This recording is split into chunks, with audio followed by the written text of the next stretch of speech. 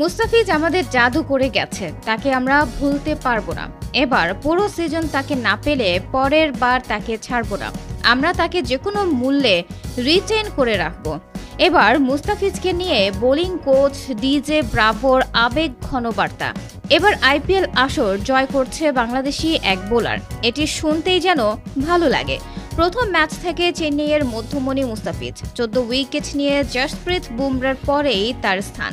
আর মাত্র একটি উইকেট পেলেই আইপিএলের সেরা উইকেটের টেকার বোলার হবেন মুস্তাফিজ।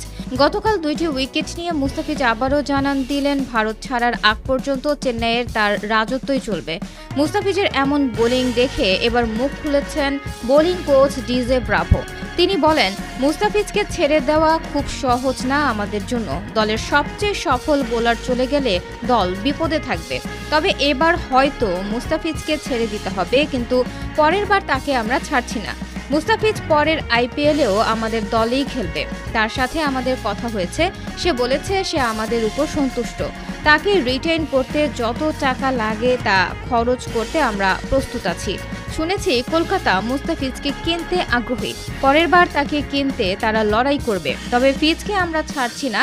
আইপিএলের সেরা বোলারকে আমরা ছাড়তে যাবই বা কেন? পরবর্তী ম্যাচগুলোতে তাকে আমরা মিস করব। মুস্তাফিজ পাথিরানা জুটি সেরা ছিল, এবার সে জুটি ভেঙে যাবে। তার অভাব পূরণ করা সম্ভব হবে না, কারণ এরকম ম্যাজিক্যাল বোলারের অভাব পূরণ করা সহজ ব্যাপার না।